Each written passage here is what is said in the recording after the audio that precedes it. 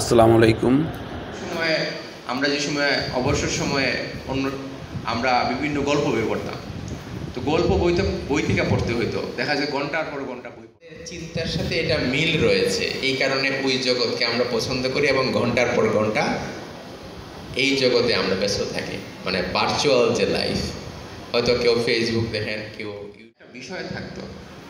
এখন আপনারা যদি যেভাবে হোক বাচ্চাদের সাথে কথা বলেন, বুঝান, যাই করেন, যদি স্মার্টফোন থেকে তাদের আসক্তি দূর না করতে পারেন, তাহলে তার ছাত্র জীবন, তার পরবর্তী কর্মজীবন, তার সারা জীবনে এটা একটা ডিজিজের মতো কাজ করবে।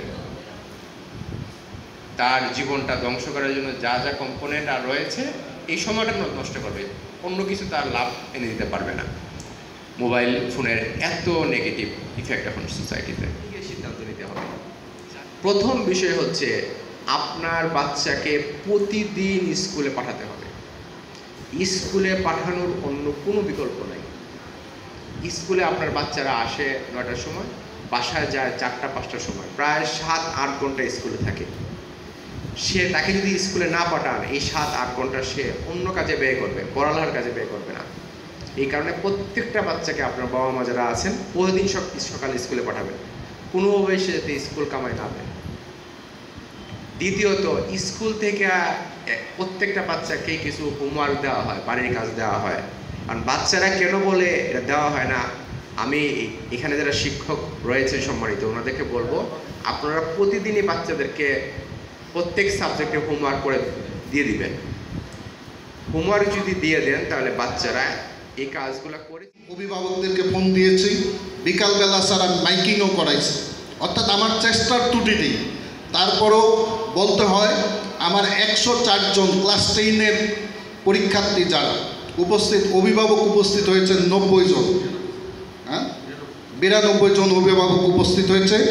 119 জন ক্লাস 9-এর পরীক্ষা দিয়েছে, তার মধ্যে 104 জন অভিভাবক উপস্থিত হয়েছে।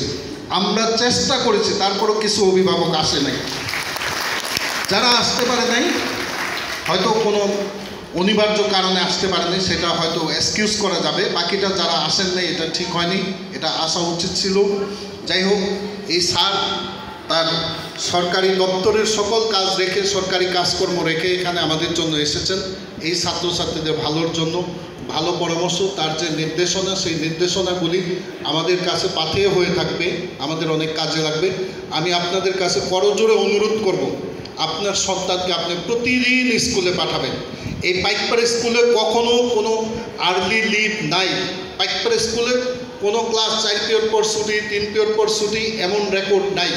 ছাত্রছাত্রী থাকলে অবশ্যই ক্লাস হবে।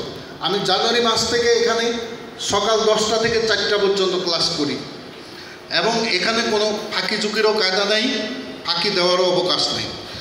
আপনারা আপনাদের সন্তান যদি বলে যে স্কুলে ক্লাস হয় না, সাথে সাথে আপনি আমার নাম্বার দিবেন, ক্লাস টিচারদের নাম্বার দিবেন, বিশেষ করে গণিত, ইংরেজি, অথবা আপনার সন্তান যেই স্যারের কাছে পড়ে সেই স্যারের ফোন নাম্বার দিয়ে সাথে সাথে ফোন করবেন যে আজকে কি স্কুলে কয় পিরিয়ড হয়েছে, ছুটি হয়ে গেছে কিনা, কি কারণে বাচ্চা চলে আসে।